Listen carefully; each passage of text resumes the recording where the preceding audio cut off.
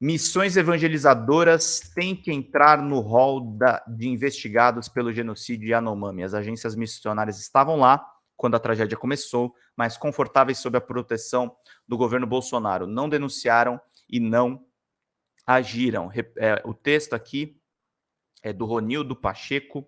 Ronildo Pacheco, que é teólogo pela PUC-Rio, ativista, pastor auxiliar na comunidade batista de São Gonçalo, autor de Ocupa, Resistir e Subverter, Teologia Negra, o Sopro Antirracista do Espírito, mestrando em Teologia no Union Theological Seminary, na Columbia University, em Nova York. Vamos ver aqui o que o Ronildo escreveu no Intercept.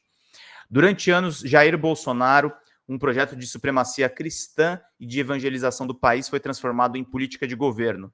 E os povos indígenas estavam na mira. O Ministério da Família, da Mulher, da Família e dos Direitos Humanos, sob o comando de Damares Alves, assumiu o controle da FUNAI e abriu os territórios indígenas para uma atuação que se distanciava do silêncio e da discrição habituais às agências missionárias, dando a elas um protagonismo poderoso.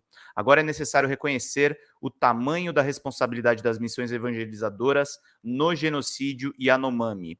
A presidência da FUNAI foi entregue por meses ao pastor Ricardo Dias e a coordenação do órgão em Mato Grosso ficou com Henrique Tena, indígena evangélico, amigo de Damares, que presidia o Conselho Nacional de Pastores e Líderes Indígenas, o CONPLEI. Para piorar, as demarcações de terras indígenas saíram do âmbito da FUNAI para o Ministério da Agricultura, por meio de um decreto derrubado pelo STF 6 meses depois, em junho de 2019, numa decisão unânime.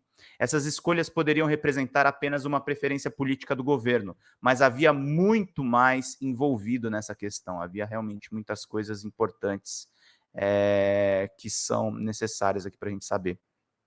Elas eram a afirmação de uma visão teológica fundamentalista e de uma estratégia para conquistar territórios por meio da expansão do projeto evangelizador. Menos terra, mais pregação. Era o auge do antigo sonho de oferecer aos indígenas a chamada cosmovisão cristã, uma ideologia teológica que busca enquadrar todas as dimensões da vida e da sociedade na assimilação pelo cristianismo, sem ser repreendido pelas instituições que deveriam protegê-los e zelar pela laicidade do Estado. Enquanto isso, as denúncias de avanço do garimpo sobre as terras indígenas se avolumavam, vinda de ativistas, organizações nacionais e internacionais, confortáveis sob a proteção do governo, as agências missionárias não agiram, não denunciaram, não mostraram desconforto, não clamaram por uma intervenção. Em vez disso, quando, em janeiro de 2021, Bolsonaro foi denunciado pelos caciques Almir Suruí e pelo prestigiado Raoni Metuktiri ao Tribunal Penal Internacional por assassinato e perseguição dos povos indígenas. Aliás, o Raoni foi uma das pessoas do povo que passou a faixa para o Lula. Os evangélicos buscaram imediatamente blindar o então presidente. O CONPLEI, em carta assinada pelo Henrique Terena, afirmou: o presidente Jair Messias Bolsonaro e o presidente da FUNAI são amigos dos povos indígenas e têm o nosso apoio. Além disso, a carta diz que a representação do cacique Raoni é subsidiada por ONGs ou instituições que acabam por opor os povos indígenas ao Estado, desinformando, alardeando sobre os projetos genocidas que não constatamos. Ó, o Raoni e a militância dele necessária. O genocídio atravessou os anos do governo Bolsonaro como parte do processo de desproteção total da população indígena. Já estava em curso quando o pastor Marcos Coti, aliado de Bolsonaro e líder de uma das maiores e mais influentes agências missionárias no mundo, com forte atuação entre os povos indígenas, debochou do cacique Raoni, internado com Covid-19 em setembro de 2020. Coti publicou uma imagem dizendo que Raoni teve o sistema de antivírus atualizado. Essas organizações e as agências missionárias criaram uma espécie de mundo paralelo, completamente autônomo e, em grande parte, desconectado da academia tradicional. Fundaram universidades, instituições de ensino e uma espécie de filosofia de conhecimento própria, que dispensava a necessidade de dialogar com centros não confessionais.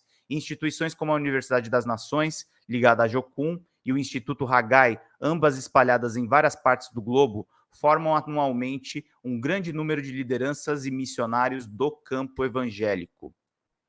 A cosmovisão cristã conservadora forma grande parte dessa gente que mantém em mente a ideia de chegar aos chamados povos não alcançados, nos quais os indígenas se incluem.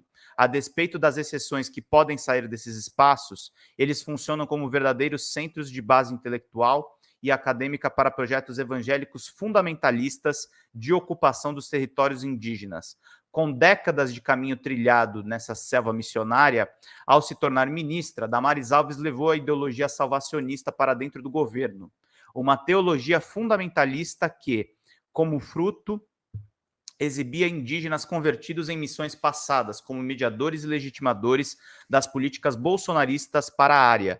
Mas é preciso ser dito, muitas dessas organizações têm relações com o poder antes de Bolsonaro. A visão evangélica Kaiowá, no Mato Grosso do Sul, por exemplo, é praticamente dona da saúde indígena no Brasil, como já foi publicado pelo Intercept em 2017, um domínio que envolve poder político, influência e muito dinheiro. É óbvio que isso não deve desqualificar o trabalho de muitos missionários sérios e comprometidos que atuam em terras indígenas. Há sim compromissos reais com a vida dos povos originários, sobretudo com sua saúde. Mas esses indivíduos não são as agências, nem as organizações, nem as igrejas e lideranças que estão por trás deles. A maioria dos missionários e missionárias, aliás, muito jovens e empolgados com a ideia de espalhar a mensagem de Jesus, não têm a dimensão real do projeto de poder em que se incluíram, em uma teologia muitas vezes fundamentalista e sectária. O projeto de evangelização existe e continua sendo a real prioridade dessas instituições. O silêncio de todas elas, apenas alguns indivíduos missionários vieram a tentar expor um ponto de vista sobre a tragédia, é proporcional à indiferença diante da ameaça sofrida pelos indígenas do garimpo e os madeireiros. É fundamental ter missionários no território, um ponto de culto e indígenas convertidos para essa gente. Essas agências e organizações devem ser incluídas no rol de investigações sobre a situação dos Yanomamis e como ela chegou até esse ponto. Eles estavam lá, suas lideranças sentaram à mesa com o bolso de Bolsonaro, se beneficiaram do amplo protagonismo, voz e acesso cedido pelo governo, confraternizaram com Damares Alves.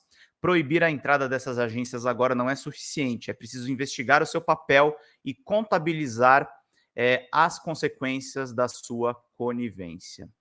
Muito boa essa matéria do Intercept, é um complemento, na verdade, gente, à denúncia do MP para investigar as ONGs da Damares.